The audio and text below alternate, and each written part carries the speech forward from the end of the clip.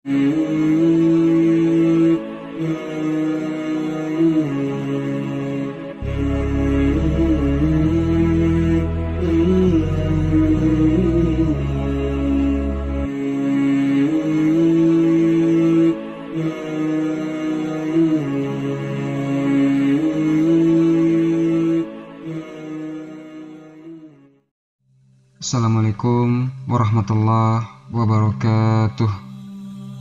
Pembahasan singkat pada hari ini kita akan membicarakan tentang sakaratul maut. Ikhwatal iman, ketika seseorang sedang sakaratul maut, maka Allah Subhanahu wa taala mengutus, ada yang mengatakan 4 malaikat. 1 malakul maut memang tugasnya hanya mencabut nyawa saja, namanya disebut malakul maut. Kemudian yang 3 itu disebut rusulul maut.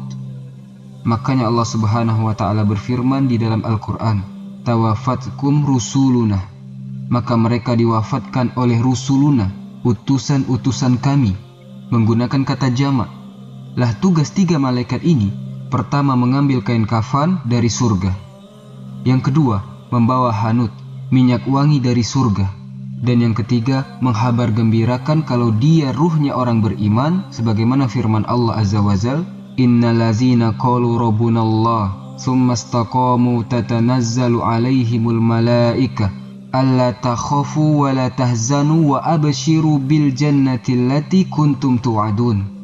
Sesungguhnya orang-orang yang mengatakan Rabb kami Allah, kemudian istiqomah dengan kata-kata itu, maka malaikat akan turun kepada mereka dan membisikkan di telinganya, jangan takut, jangan sedih, karena surga sudah menantimu. Jadi ada malaikat yang membisikkan kabar gembira, dan ada malaikat yang menyiapkan kain kafan dari surga, dan ada malaikat yang membawa hanut, minyak wangi dari surga. Jadi ketika malakul maut mencabut ruh itu, kemudian diletakkan di kain kafan, kemudian dibungkus, dan tugas malakul maut sampai di sini.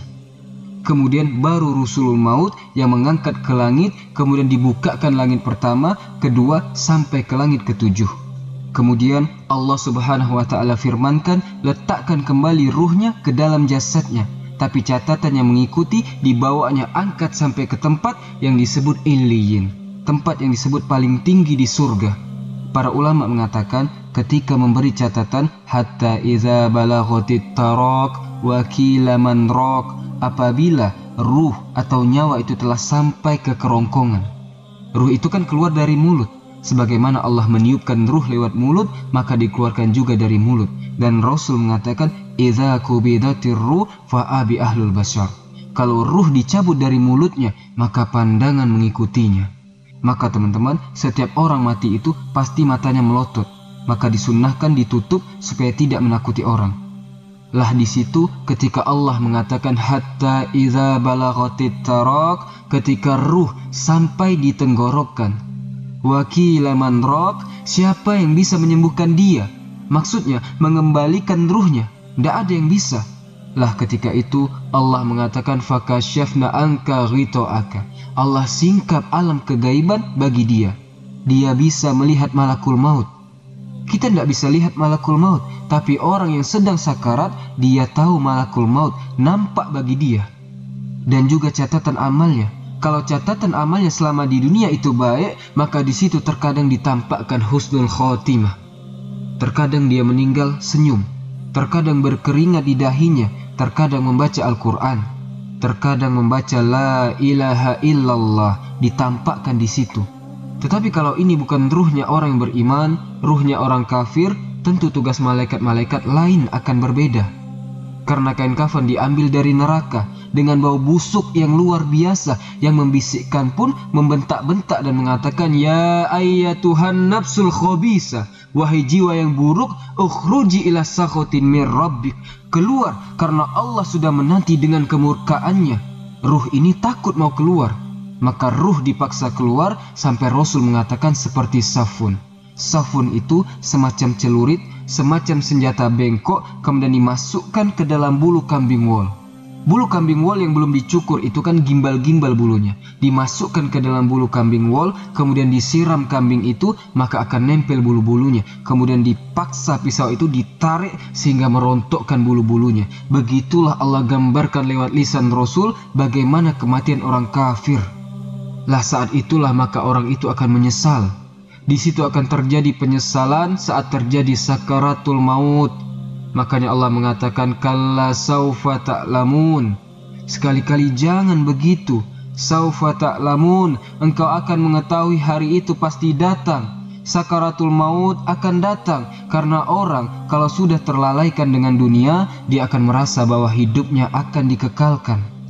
Makanya Allah mengatakan jama'a mala wa addada yahsabu anna malahu akhlada. Orang kalau sudah mengumpulkan harta dan menghitung-hitungnya, biasanya dia akan lupa dengan kematian. Apalagi dia cenderung dengan hartanya bermaksiat kepada Allah. Makin lupa dia kepada kehidupan akhiratnya.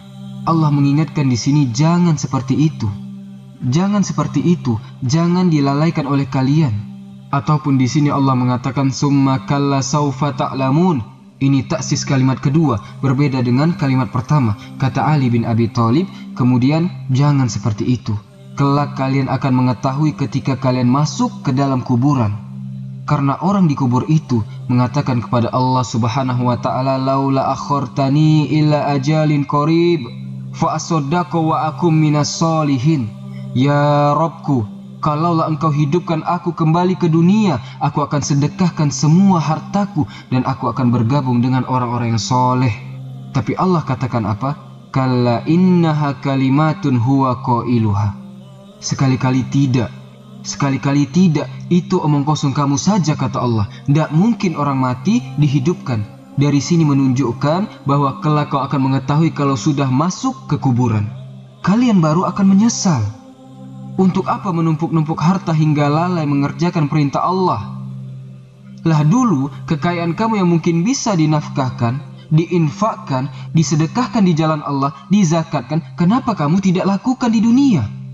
Ketika kamu sudah mati dan sudah di dalam kuburan, kamu mengatakan laula akhartani illa ajalin qarib fa asaddaqu wa akum minas solihin.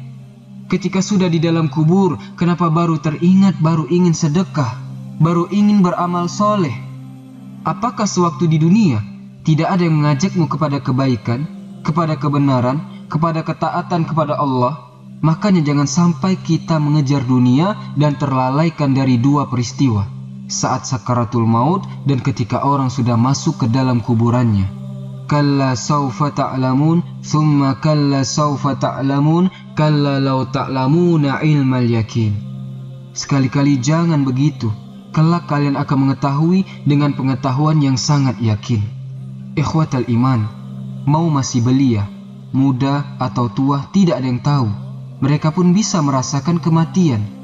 Setahun yang silam, kita barangkali melihat saudara kita dalam keadaan sehat, bugar. Ia pun masih muda dan kuat. Namun hari ini ternyata ia telah pergi meninggalkan kita.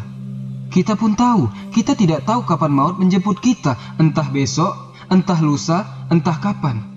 Namun kematian sahabat, teman, keluarga kita itu sudah cukup sebagai pengingat, penyadar dari kelalaian kita, bahwa kita pun akan sama dengannya, akan kembali kepada Allah. Dunia akan kita tinggalkan di belakang. Dunia hanya sebagai lahan mencari bekal. Alam akhiratlah tempat akhir kita. Sungguh kematian dari orang sekeliling kita banyak menyadarkan kita. Oleh karenanya kita diperingatkan untuk banyak-banyak mengingat mati. Abu Darda berkata, jika mengingat mati maka anggaplah dirimu akan seperti orang-orang yang telah meninggalkanmu. Barakallahu fikum, subhanakallahumma bihamdika, asyhadu an la ilaha illa ant, astaghfiruka wa atubu ilaik. Assalamualaikum warahmatullahi wabarakatuh.